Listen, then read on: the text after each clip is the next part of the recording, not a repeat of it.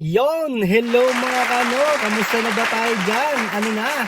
Ano nang balita? Sana lagi kayong okay at sana lagi kayong nasa mabuting kalagayan mga kano, no? Andito tayo at nire-ready na natin ang kotse para kay Mami Yo at sa mga bata kasi meron tayong pupuntahan mga kano, no? Pupunta tayo dito sa Drive Test Center. Itong Drive Test Center na ito mga kano, dito ko kumukuha o nag-a-apply kung ikaw ay kukuha ng lisensya mga kano or driver's license. Since ayan nga si Mami Yo gusto na rin siyang magkaroon ng beginner's license o driver's license o kung diyan sa atin is student permit license o student license. Ayan, sasamahan natin siya. Kukuha siya ngayon ng G1. G1 kasi ang tawag dito mga kano nung beginner's license dito sa Ontario. Sa iba, hindi ko sure kung ano, sa Alberta alam ko ang tawag nila is GDL. Pero ayun, hindi rin ako sure pero i-research niyo na lang mga kano no kung kayo ay papunta naman sa Alberta. At ito dito sa Ontario, ayan nga, ayan.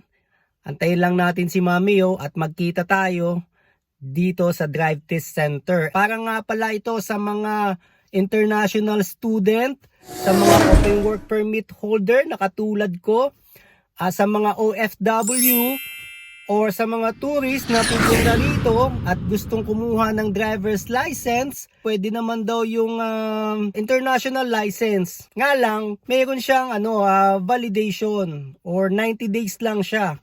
Or 60 days, I'm not sure mga kano, no? Pwede ba tayong mag-drive dito gamit ang ating local driver's license? Ayon sa aking research, pwede naman mga kano, no? Yun nga lang, may validation lang din hanggang 60 to 90 days lang. So kung ikaw naman ay magiging permanent na rito or kung mag-aaral ka, kung ikaw ay magtatrabaho dito sa Canada, so mas mainam na kumuha ka na ng driver's license. And eto nga, sasamahan natin si Mami Yo, And sana tapusin mo itong video na ito mga kano para malaman mo ang mga requirements or mga kailangan sa pagkuha ng driver's license. Although meron na tayo niyan mga kano, no, meron na akong vlog niyan. Ilalagay ko na lang yung link dito sa baba. Pero ito, yung kay Mami Yo naman yung ating ido-document para mas malinaw. Mamaya tatanungin natin siya kung ano yung mga in-exam niya, kung magkano yung binayaran niya, at kung ano yung mga requirements na hinanap niya para mas malinaw sa inyo mga kano kung kailangan ba talaga nitong driver's license certificate na galing dyan sa LTO o kailangan pa ba nating ipa-authenticate o ipa-red ribbon yung certificate na ito. So malalaman natin yan mga kano. So sana stay put ka lang. Tapusin mo itong video na ito.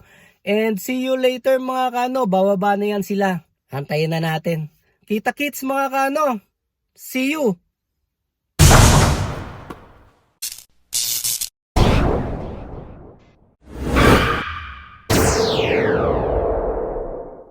Ayun mga kano, eto tayo at kakagating lang ni Mami dito kasi nantay namin. At nasan ba kami? Nandito kami sa Drive Test Center at kumuha si Mami Yo ng kanyang G1. And eto na siya. Ayan. Oh. How was it? It's easy. Not so lang. bad. It's just so cold outside waiting. And how's the exam? Anong ginawa niyo sa loob? Kwento mo naman na kami. Ano mga hinanap sa'yo? Ginawa mo? Pagpasok ko doon, actually it's a cashier kagad yun. Parang cashier interview muna siya. Check lang nila, kinuhaan lang ako ng ID, and then afterwards they asked me if I have the driver's license from the Pilipinas. And then afterwards noon, they asked me kung meron din akong parang prospectus, yung galing nga sa LTO na certification, which I had naman. And then good thing, dala ko din naman siya, so I just give it to them. And then that's it. And then afterwards they are encoding it, and then they asked me to pay via debit card. I did use my debit card. I don't think they're accepting cash right now because of the COVID thing, or I don't know, but because maybe most people are using their credit card or debit card when paying here. So yeah, that's it. And then afterwards, it was just sent back to the ladies on the door for the examination room. And How much? And I cost? paid $106. $106. Okay. Yeah, $106. I just don't know if I took a different exam because I have a driver's license from the Philippines, because most of the people that I'm with there, they were asked just to go at the front desk, at the front door, and wait for their name to be called or their turn to take the exam. But then I was asked, why do I have this paper already, like with the sign on it?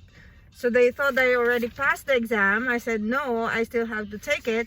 So they just sent me back to the cashier, and then there's a specific computer that they sent me to. I don't know really. I really don't know why, if it's the different exam or what, but not much of the exam. It's just fine. Easy lang. Easy lang. Easy lang. So, Though I got 2 wrongs, but that's just So fine. malaking bagay talaga yung yung Lisensya. certificate, Ayun, ayun, certification. LTO. Kasi they are not honoring the driver's license itself without the papers accompanying it, like the one I said, yung galing sa LTO, yung prospectus nun. So even if you have your Malaking bagay. license card here, the actual one, I don't think that they'll be accepting that alone without those papers. Naka-authenticate pa ba yung yung LTO certificate mo, or naka-red ribbon or something? No, Hindi it's na? not. It's just really there. I think that's the receipt lang kasi yung isang papel hindi naman kinuha. Itong certification, hindi naman siya, Nung no apprehension, Oh, hindi na siya kinuha. So, Yung- yun lang talaga. yung ang resibo lang siya. Okay. Yun lang. And then, take the exam, and then afterwards, when you pass, when you get out of the door, they'll ask you if you pass, because if you pass, they're just gonna give you the number, and they'll send you back to the cashier or the window where you will get like the temporary ID. Face the temporary paper, the driver's card will be sent to the address I had here within 4 to 5 business days, they said. So 4 to 5. Wow, Yeah. mabilis Dati kasi 3 weeks eh. so you just have to wait for the actual card to arrive at home, and then that's it. Okay. So, bigyan mo naman kami ng idea ano yung mga in-exam mo. Madali lang naman siya actually. First part is yun nga, 20 items. Those are the rules. The rules on the road, like if you're gonna approach an intersection lane, blah blah blah, something like that. And that's it. And then the second part would be the signs. Signs and Road symbols. signs. Road signs. And then yun.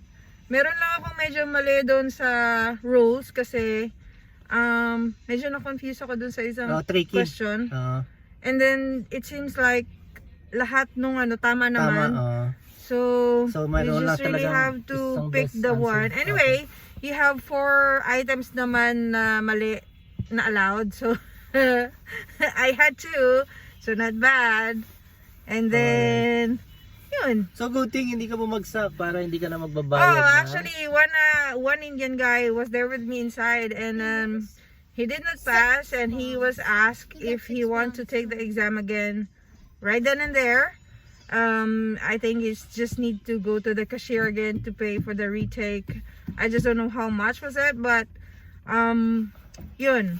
Medyo accommodating naman sila talaga. Yes. And then he was asked if he's gonna take the exam right now, or he wants to take the exam on a different time. Maybe he have a different, things to do after. But I think he said that he'll be taking the exam right away. So he was asked to just go outside of the examination room and pay again for the retake. So yun lang. So, kailangan pa ba magpa-appointment pag pupunta dito? Hindi na. Walk-in lang naman. Although, sabi, pwede naman daw. But most of the people who are staying right there are walk-ins for the G1s. And then the appointment basis would really be the G2. Okay. Napansin ko, dalawa yung pila. Saan yung pila? Yung mahabang pila, well, obviously, those are for the walk-ins because wala nga appointment. So the other one, medyo konti lang. Kasi ina-accommodate nila kagad when there is a scheduled appointment. Okay. So, ayun. So, ayun mga kano, no, nakita nyo naman, ayan, at narinig nyo. Ayan, ang bagong kakukuha lang ng G1. Congratulations. Ayan. So, yun. So, pwede nang mag-proceed si Mamiyo para sa kanyang driving lesson. Marunong na siyang mag-drive dyan sa atin sa Pinas. So, kasi dito, iba rin yung situation ng driving dito. So, I can actually say mas madali dito. I can do it like, yeah. easy-peasy lang. And so, ayun na nga. At least meron na siyang G1. Ayan. Yan na nga ang pinaka first step na pagpunta nyo rito mga kano, no, ang magkumuha ng G1 license. Or sa iba, hindi ko alam tawag sa ibang probinsya eh. Merong GDL sa Alberta, GDL, mga ganon. So, dito sa amin is G. Ayan, G1, G2, and class. Full G. Ayan.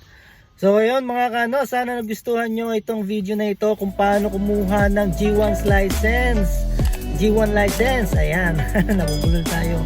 And panoorin mo kung ano yung mga requirements at nakikita nyo naman at narinig nyo rin na binanggit ni Mami Yo yung kanyang mga requirements na pinakita doon sa Drive Test Center. Kung gusto nyo pa ng mas detalyado, meron tayong vlog dyan. Panoorin nyo na lang at ilalagay ko rin yung link sa baba.